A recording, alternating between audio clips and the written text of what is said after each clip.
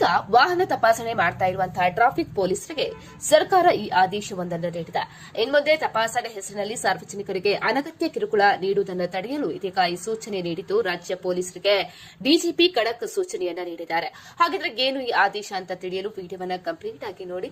ರಾಜ್ಯದಲ್ಲಿ ವಾಹನ ತಪಾಸಣೆ ನಡೆಸುವ ಸಂದರ್ಭದಲ್ಲಿ ಪೊಲೀಸರು ಸಾರ್ವಜನಿಕರೊಂದಿಗೆ ಸೌಜನ್ಯದಿಂದ ವರ್ತಿಸಬೇಕು ಮತ್ತೆ ಯಾವುದೇ ಕಾರಣಕ್ಕೂ ದುರ್ನಡತೆ ತೋರಬಾರದು ಅಂತ ಹೇಳಿ ಕರ್ನಾಟಕ ರಾಜ್ಯದ ಪೊಲೀಸ್ ಮಹಾನಿರ್ದೇಶಕರು ಕಟ್ಟುನಿಟ್ಟಿನ ಮಾರ್ಗಸೂಚಿಯನ್ನು ಹೊರಡಿಸಿದ್ದಾರೆ.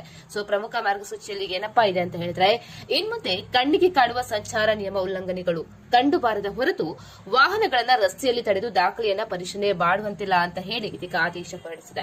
ಅದೇ ರೀತಿ ರಸ್ತೆಯಲ್ಲಿ ವಾಹನಗಳ ಚಲಾವಣೆಗೆ ಅಡ್ಡಿಯಾಗುವಂತೆ ದಿಢೀರನೆ ಬ್ಯಾರಿಕೇಡ್ಗಳನ್ನು ಹಾಕಿ ಅಡ್ಡ ಬಂದು ವಾಹನಗಳನ್ನು ತಡೆಯುವುದನ್ನು ನಿಷೇಧ ಮಾಡಲಾಗಿದೆ. ಬ್ಯಾರಿಕೇಡ್ಗಳನ್ನು ದೂರದಿಂದಲೇ ಕಾಣುವಂತೆ ಮತ್ತೆ ಸುರಕ್ಷಿತವಾಗಿರುವ ಸ್ಥಳಗಳಲ್ಲಿ ಮಾತ್ರ ಬಳಸಬೇಕು ಅಂತ ಹೇಳಿ ಆದೇಶ ನೀಡಿದೆ. ಇನ್ನು ತಪಾಸಣೆ ವೇಳೆ ವಾಹನ ಸವಾರರಿಂದ ವಾಹನದ ಕೀಯನ್ನ ಕಿತ್ಕೊಳ್ಳುವುದು ಅಥವಾ ದ್ವಿಚಕ್ರ ವಾಹನದ ಹಿಂಬದಿ ಸವಾರರನ್ನ ಗೆಳೆದು ನಿಲ್ಲಿಸುವುದು ಕಂಡುಬಂದರೆ ಶಿಸ್ತು ಕ್ರಮವನ್ನು ಕೂಡ ಜರುಗಿಸಲಾಗುತ್ತದೆ. ಅದೇ ರೀತಿ ನಿಯಮವನ್ನ ಉಲ್ಲಂಘಿಸಿ ವೇಗವಾಗಿ ಸಾಗುವ ವಾಹನಗಳನ್ನು ಚೇಸ್ ಮಾಡುವುದನ್ನು ನಿಲ್ಲಿಸಬೇಕು. ಬದಲಿಗೆ ವಾಹನದ ನೋಂದಣಿ ಸಂಖ್ಯೆಯನ್ನು ದಾಖಲಿಸಿಕೊಂಡು ಕಾನೂನು ಕ್ರಮವನ್ನು ಜರುಗಿಸಬೇಕು.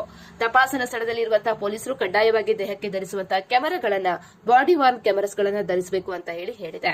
ಇನ್ನು ತಪಾಸಣೆ ಸಂದರ್ಭದಲ್ಲಿ ಪೊಲೀಸರು ಸಾರ್ವಜನಿಕರೊಂದಿಗೆ ಅತ್ಯಂತ ಸೌಜನ್ಯದಿಂದ ವರ್ತಿಸಬೇಕು. ಈ ನಿಯಮಗಳನ್ನು ಉಲ್ಲಂಘಿಸುವ ಸಿಬ್ಬಂದಿ ವಿರುದ್ಧ ಕಠಿಣ ಕ್ರಮವನ್ನು ಕೈಗೊಳ್ಳಲಾಗುವುದು ಅಂತ ಹೇಳಿ ಡಿಜಿಪಿ ಎಚ್ಚರಿಕೆ ನೀಡಿದ್ದಾರೆ. ಹಾಗಾಗಿ ರಾಜ್ಯಾದ್ಯಂತ ತಕ್ಷಣದಿಂದಲೇ ಜಾರಿಗೆ ಈ ನಿಯಮಗಳು ಬರಲಿದ್ದು ಸಂಚಾರ ಪೊಲೀಸರು ಈ ನಿಯಮವನ್ನು ಕೂಡ ಅನುಸರಿಸಬೇಕಾಗಿದೆ.